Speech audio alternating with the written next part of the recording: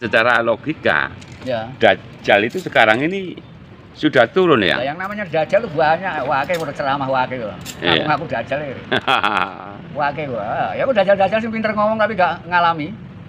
Di antara makna Dajjal itu membuat fitnah. Fitnah yang mengeluarkan orang dari keyakinan kepada Allah Subhanahu wa taala.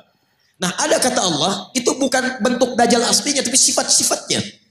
Di antara manusia ada orang yang kalau bicara kata-katanya menarik, retorikanya cantik, kadang-kadang bawa ayat-ayat Allah, tapi hati-hati, mereka itu musuh yang paling jahat. Pernah dengar kalimat ini? Semua agama itu sama. Ya, sama. Menuju pada Tuhan yang satu. Mengajarkan pada kebaikan. Semua agama sama. Gak ada bedanya. Dalam pandangan spiritualitas, semua agama sama dan setara. Sebodoh-bodohnya orang jahiliyah mengatakan kita beda. Makanya ketika risalah Islam datang, mereka merasa ini beda. Ada perbedaan. Ada penolakan dari mereka karena berbeda. Orang sekarang tiba-tiba, Masya Allah. Saya katakan kepada Anda, maaf ya. Yang bilang semua agama sama, itu pintar atau bodoh?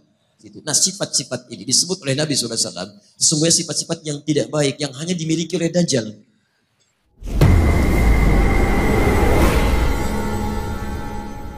Nah, ini ada rekan-rekan ini yang ingin menanyakan istilah Dajjal.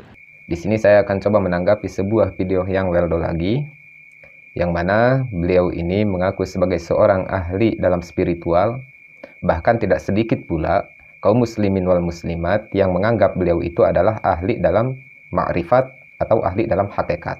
Yang mana di sini yang Weldo diwawancarai oleh seorang bapak-bapak, entah itu bapak-bapak yang mewawancarai yang Weldo ingin tahu beneran atau hanya sebagai konten saja. Yang jelas di sini bapak-bapak tadi bertanya masalah kiamat, masalah Dajjal, masalah Nabi Isa, Ya'juj, Ma'juj dan banyak sekali.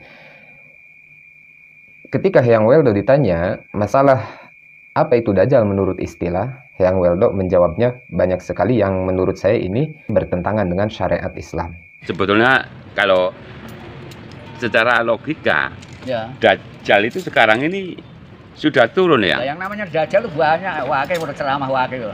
Iya. Ngaku Dajjal ini. Wakil, ya aku Dajjal sih pinter ngomong tapi gak ngalami. Ya Dajjal itu. Pinter ngomong masalah kebenaran padahal gak ngerti apa-apa tentang kebenaran. Ngomong masalah spiritual tapi sebetulnya gak ngerti apa-apa masalah spiritual. Itu Dajjal.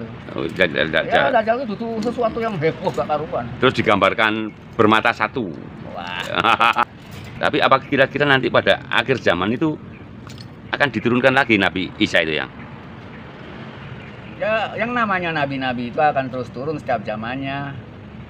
Karena nabi itu orang-orang yang sudah mampu melakukan perjalanan ke tingkat kesempurnaan, mencapai jati dirinya, dan ada yang diberitakan dan ada yang tidak.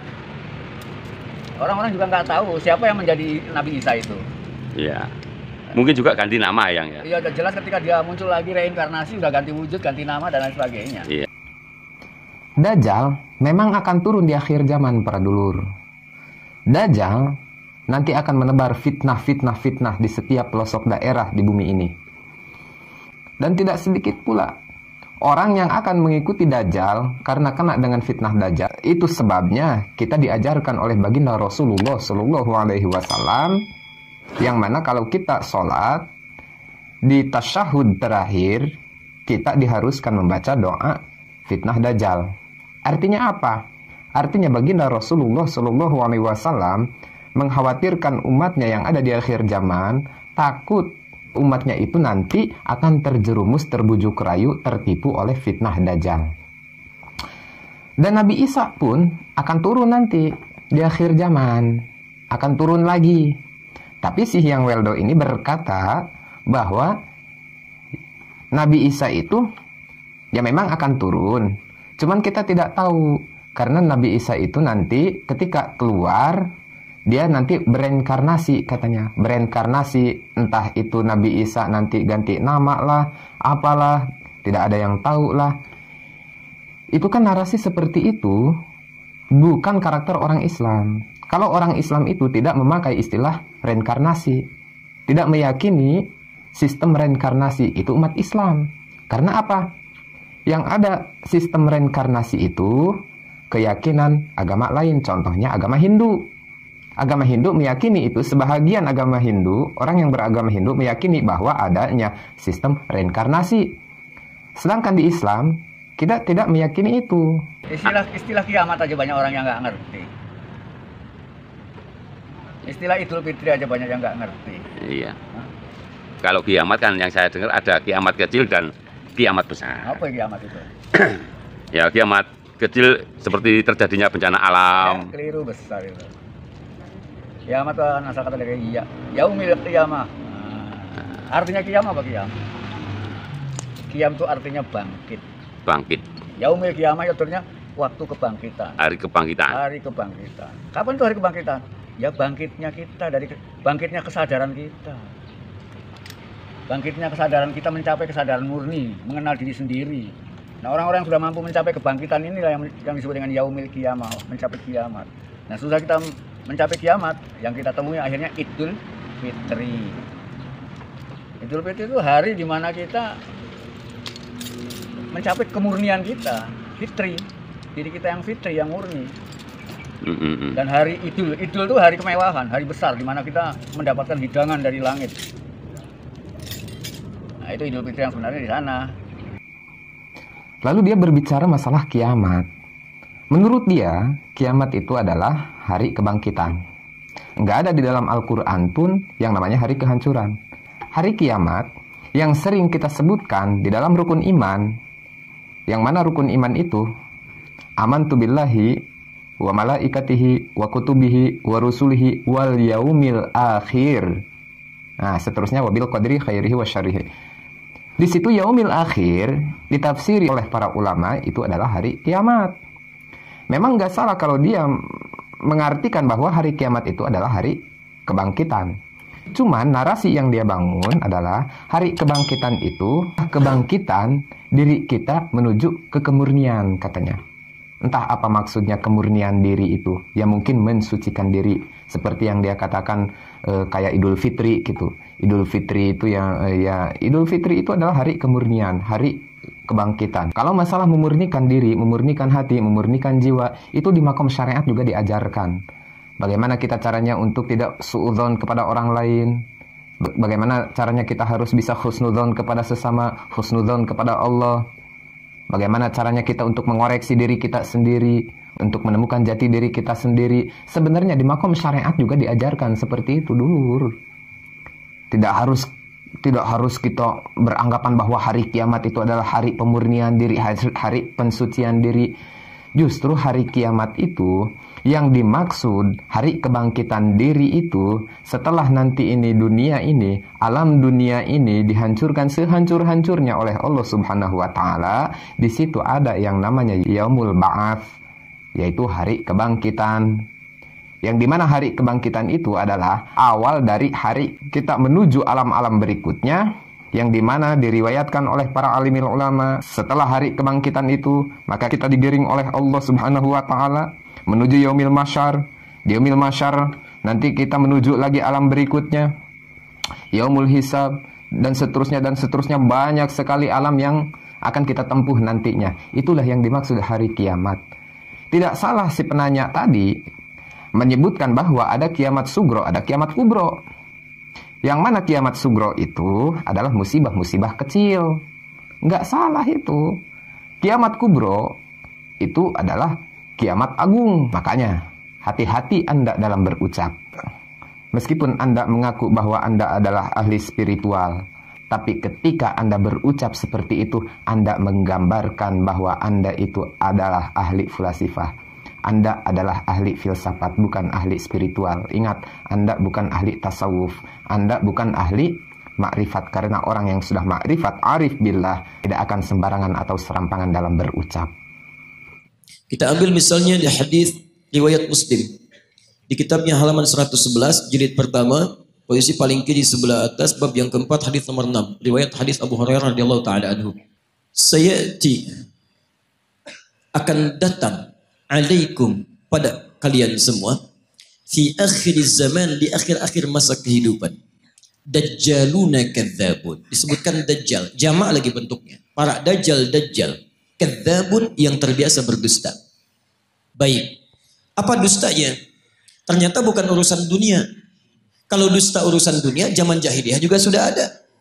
Coba lihat, orang jahiliyah dusta, makanya turun ayat wailul lil mukadzibin, celaka para pendusta. Orang jahiliyah curang dalam bisnis, turun ayat wailul lil mutaffifin. Bukan urusan itu. Dustanya yuhadditsunakum bima lam tasma'uhu wa la yasma'unahu aba'ukum. Mereka akan banyak berdusta tentang urusan agama kalian. Mereka pandai bicara kepada kalian, menyampaikan sesuatu yang kelihatan benar, padahal itu begitu mengagetkan. Keluar dari tuntunan agama. Jangankan engkau yang kaget saat mendengarnya. Orang dulu pun kalau ikut dengar, ikutan kaget. Ikutan kaget. Nah teman-teman, di antara makna Dajjal itu membuat fitnah. Fitnah yang mengeluarkan orang dari keyakinan kepada Allah Subhanahu wa Ta'ala. Nah, ada kata Allah, itu bukan bentuk Dajjal aslinya, tapi sifat-sifatnya. Baik, saya mau tanya pada Anda. Kalau seseorang membuat kagum, membuat suatu dahsyat, bisa mempengaruhi, pintar atau bodoh? Pintar. Makanya ada yang menafsirkan hadisnya salah satunya orang-orang pintar. Tapi dengan kepintarannya dia bicara masalah-masalah agama, tapi tidak ada ilmu di dalamnya, malah mengeluarkan orang-orang dari keyakinan kepada Allah. Maka kalimatnya bisa membuat orang kaget. Jangankan orang itu, kata Nabi, orang dulu pun kalau dengar itu akan ikutan kaget. Contoh. Quran surah kedua Al-Baqarah ayat 204 sampai 207, paling kiri sebelah atas. Wa minan nasi may yu'jibuka qawluhu fil hayatid dunya wa yushhidullaha 'ala ma fi qalbihi wa huwa aladul khisab. Di antara manusia ada orang yang kalau bicara kata-katanya menarik, retorikanya cantik, kadang-kadang bawa ayat-ayat Allah, tapi hati-hati, mereka itu musuh yang paling jahat. Pernah dengar kalimat ini? Semua agama itu sama. Ya, sama. Menuju pada Tuhan yang satu. Mengajarkan pada kebaikan. Semua agama sama. Gak ada bedanya. Pernah dengar kalimat itu? Saya pertama dengar, kaget Pak. Bahkan waktu ada bukunya Fikih Lintas Agama, itu saya beli, saya lihat Allahu Akbar. Ulama caci maki, Imam Syafi'i caci maki, macam-macam caci maki. Ambil potongan ayat-ayat Quran. Saya pikir ini siapa ini orang? Begitu saya ingat hadis ini, saya baru sadar Allahu Akbar. Kita bermohon kepada Allah kebaikan. Jangankan kita, kalau orang dulu termasuk jahiliyah dengar kalimat ini, ikutan kaget Pak. Saya kasih contoh begini. Dulu, beberapa utusan pemuka datang pada Nabi malam-malam. Kata mereka, ya Muhammad SAW, kita memang beda. Lihat kalimatnya, kita memang beda. Mereka sebodoh-bodohnya orang jahiliyah masih ngaku kita beda. Nah, sekarang lihat. Kata orang jahiliyah ini, kita memang beda. Sejahiliyah-jahiliyahnya dia mengatakan kita beda. Kenapa ada orang pintar yang setelah keluar dari jahiliyah, dia mengatakan semua agama sama. Itu kalau kedengaran orang jahiliyah, ikutan kaget mereka. Sebodoh-bodohnya orang jahiliyah mengatakan kita beda. Makanya ketika risalah Islam datang, mereka merasa ini beda. Ada perbedaan. Ada penolakan dari mereka karena berbeda. Orang sekarang tiba-tiba, Masya Allah. Saya katakan kepada Anda, maaf ya, yang bilang semua agama sama, itu pintar atau bodoh? Yo, baik. Gelarnya ada enggak? Mana ada orang bodoh punya gelar? Ya S1, S2, S3, Masya Allah. Sampai S-nya banyak, dingin, dan macam-macam. Belajar keluar dan sebagainya. Tiba-tiba pulang-pulang mengatakan semua agama sama. Baik, ini menunjukkan ada sesuatu yang salah di situ. Nah, sifat-sifat ini disebut oleh Nabi SAW. Sesungguhnya sifat-sifat yang tidak baik, yang hanya dimiliki oleh Dajjal. Negara kita itu menjamin kemerdekaan tiap-tiap penduduk untuk beribadah. Kita harus hormati yang lain. Cuman di Islam gak boleh ada kaidah, jangan paksa. Quran surah 2 ayat 256, paling kiri sebelah bawah. La ikraha fid din. Antum gak boleh paksa orang lain pindah agama. Gak boleh, dosa itu. Kita tawarkan yang baik-baik.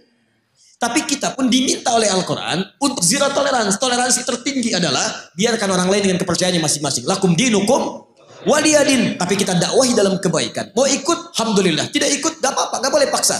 Dan setiap orang yang beragama dijamin oleh undang-undang negara kita. Pasal 29, ayat 1-2. Ayat 2-nya. Negara menjamin kemerdekaan tiap-tiap penduduk untuk memeluk agamanya masing-masing dan beribadah menurut agama dan kepercayaannya itu.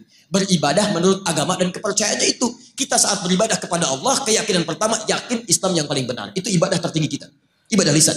Turun Quran surah 3 ayat 19, paling kiri sebelah atas. Inna dina indallahil Islam. Makanya ketika seorang mengatakan Islam yang paling benar, satu, dibenarkan oleh Quran, dijamin oleh undang-undang. Tidak salah untuk mengatakan Islam yang benar. Jadi kalau ada orang pintar mengatakan di sini, bukan cuma Islam yang benar, dia orang bodoh. Dia orang bodoh. Kalau dia Muslim ya, kalau dia Muslim, dia orang bodoh. Kenapa? Satu, dia tidak mengerti Al-Quran. Yang kedua, dia melanggar undang-undang. Kenapa antum melarang seorang muslim untuk meyakini itu yang benar? Kita pun nggak boleh paksa kalau orang Kristen mengatakan Kristen yang benar. Hindu mengatakan Hindu yang benar. Itu keyakinan dia. Tugas kita cuma berdakwah, menyampaikan risalah. Mana di antara kebenaran itu yang menuju kepada Tuhan yang paling benar? Sampaikan kebaikan. Tapi ketika seseorang muslim mengatakan cuma Islam yang benar dan dipersoalkan itu, artinya satu, dia tidak mengerti Al-Quran, yang kedua dia melanggar undang-undang. Dan yang paling dahsyat disebut oleh Al-Quran, kalau antum ikutan yang seperti itu, lama-lama iman antum luntur, antum hilang kemudian keimanan kepada Allah Subhanahu wa taala. Orang seperti itu disebut oleh Quran langsung dengan munafik dan akan masuk neraka jahanam yang pertama kali. Jadi penghuni neraka jahanam bukan orang kafir pertama kali, orang munafik. Lihat ayat ujungnya. Innallaha jami'ul munafiqin wal kafirina fi jahannam jami'a. Maka Allah akan himpun orang munafik ini bersama orang kafir di neraka jahanam. Munafik disebut dulu, baru orang kafir, neraka jahanam.